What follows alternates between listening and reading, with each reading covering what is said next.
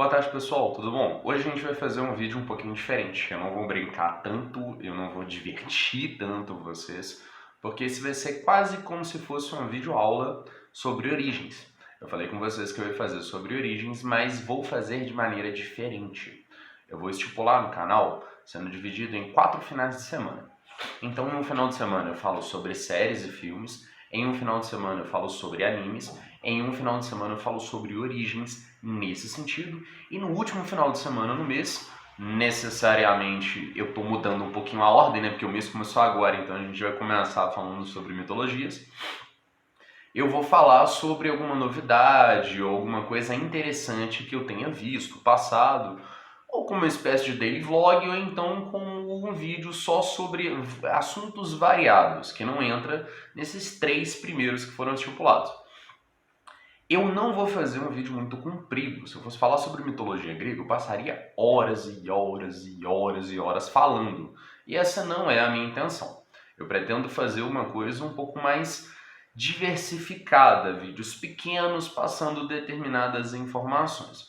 Eu queria falar isso com vocês, deve ter mais ou menos uma média de 1 minuto que eu já estou falando, então só para poder especificar, nesse vídeo não tem tanta brincadeira, não tem tanta gracinha e nele eu estou sentado. Então sempre que vocês verem um vídeo que eu estou sentado, ele vai seguir o padrão de aula, beleza?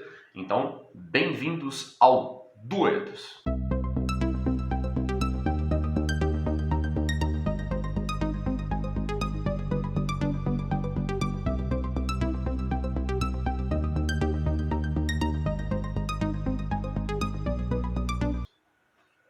Ok, pessoal, a dificuldade que você tem quando você estuda mitologia grega é quando você parte do princípio de que você tem o Homero, você tem o Hesíodo, você tem Platão, você tem vários tipos de escritores que falam sobre mitologia grega, que contam as suas histórias, por assim dizer. O primeiro deles, né, que fala mais sobre os mitos e começa a diversificar o mundo, é o Platão. O Hesíodo, eu acho que é Hesíodo que fala, ele é o primeiro escritor grego a falar sobre histórias envolvendo os mitos. Então ele veio antes de Platão. Aí tem um romano que fala também, que eu acho que é o Ovídio, ele fala sobre. E tem Platão, que eu comentei.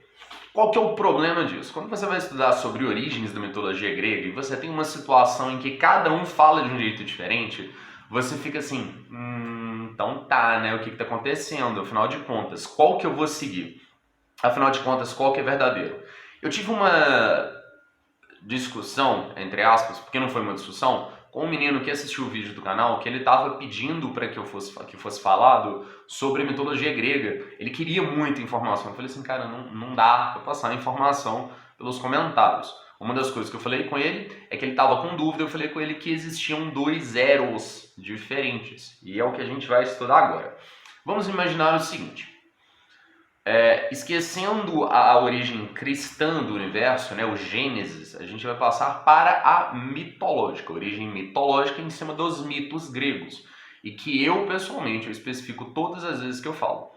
Eu não estou falando mal da religião de alguém. A gente fala como mitos, porque eles foram passados para a gente através de histórias, através de poetas e afins.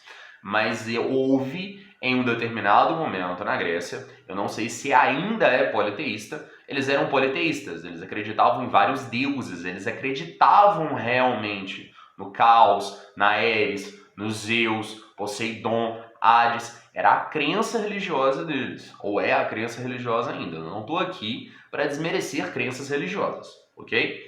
Já que a gente especificou isso, vamos ao início de tudo. No início de tudo, havia o caos.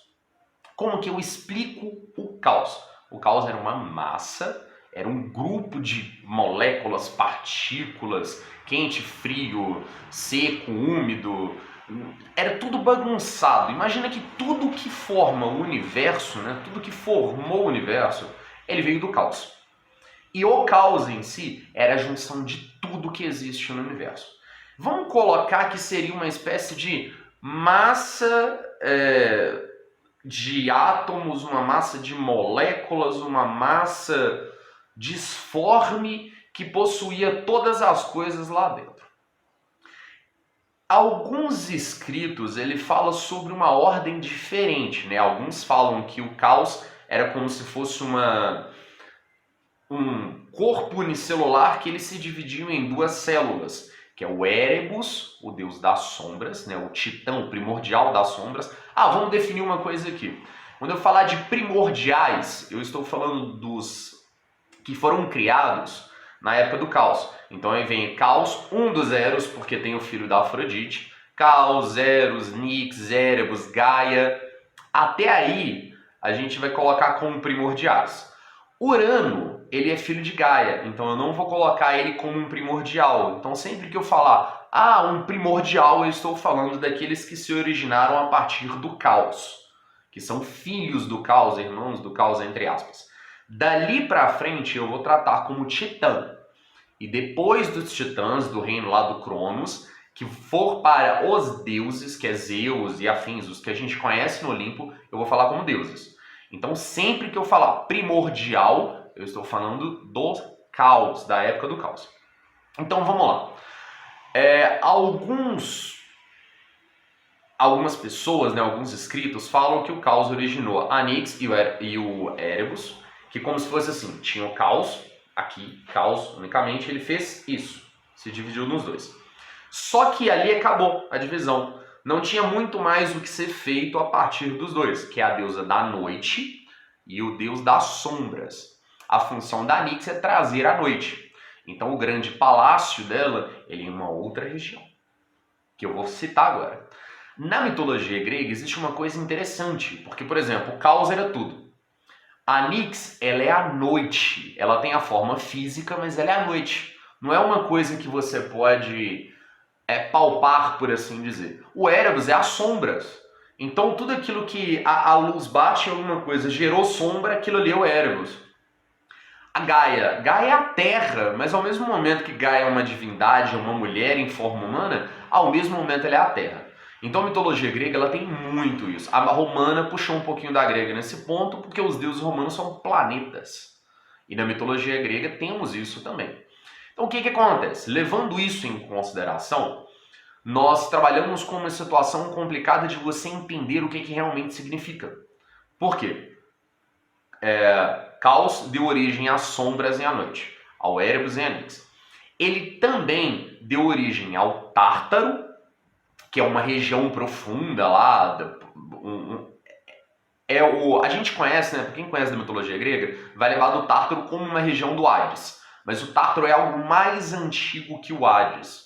Então ele é onde os deuses, né, os primordiais, lançavam seus inimigos, porque todos eram imortais. Aí o que acontece? Né? Temos o Tártaros e temos Gaia. E temos o Eros, que foi criado como caos. Agora você imagina o seguinte, o caos é a coisa disforme, o Eros é o amor primordial, é o primordial representante do amor, da união. Então o que permite a Nix e o Erebus se unirem em matrimônio, por assim dizer, e gerarem outros deuses, é o Eros. Assim como a Gaia, como ela estava assim, muito naquela coisa de tô sozinha, eu tenho um corpo lindo, maravilhoso, e por causa daquele deus do amor que era irresistível, é o amor irresistível, aquele que você olhou para ele e apaixonou, assim, amor à primeira vista, Eros, irmão do caos. Irmão entre aspas, tá, gente? Eu tô colocando como irmão, mas é uma coisa meio bizarra, é aquilo que eu falei anteriormente. Não tinha nada, surgiu Eros, Nix, Erebus, Gaia, Tártaro, tudo do nada, brotou, surgiu. Então a gente coloca, eu pessoalmente prefiro falar que a Nix e o Erebus são filhos do caos, que se originaram através dele, era um único ser, se dividiu em dois seres. O resto brotou, veio do nada. Gaia veio do nada, simplesmente o caos estava lá de boa, surgiu-se Gaia. Do que? Não existe uma união. O Eros surgiu também, não tem um motivo de ser. O Tártaro não tem um motivo de ser. Tanto que, aí eu vou concluir o vídeo nesse ponto, depois eu vou fazer um vídeo só sobre o caos, eu vou fazer um vídeo só sobre a Nix, só sobre cada uma das pessoas que apareceram aqui, dos seres. A Gaia simplesmente resolveu que ela queria um companheiro e ela criou o mar profundo, que é o ponto, o mar salgado, e criou Urano, que é o céu, acima dela. Então, basicamente, na mitologia grega, nós temos a Gaia, nós temos o Tártaro, aqui no mais profundo da Terra, e nós temos Urano, que fica por cima de Gaia, que é o pai de todos os filhos de Gaia. Beleza? Então, frisando aqui, Caos, a origem universal de tudo. Nós temos Eros, o deus primordial das sombras, o primordial das sombras. Nós temos Anix, a primordial da noite, aquela que traz a noite profunda pra gente. Nós temos Eros, o amor, Gaia, a terra, Urano, o céu profundo, Ponto, o mar salgado, e nós temos o Tártaro. Beleza? Essa é a participação do primeiro sopro do universo pela mitologia grega. Na próxima semana, né, no próximo final de semana que eu for falar sobre mitologia grega, eu vou fazer um vídeo especificamente sobre o caos. Depois eu vou fazer um vídeo especificamente sobre Anix, Erebus, Gaia, Tártaro, Ponto, Urano. Aí eu falo sobre os filhos, beleza? Espero que vocês tenham gostado, espero que não tenha ficado muito confuso, que tenha dado para poder entender. Se não entenderam, só escreve aqui embaixo as dúvidas sobre esse vídeo e sobre os seres falados nesse vídeo que eu esclareço, beleza? Tudo de bom para vocês, até a próxima, um excelente domingo. Tchau, tchau!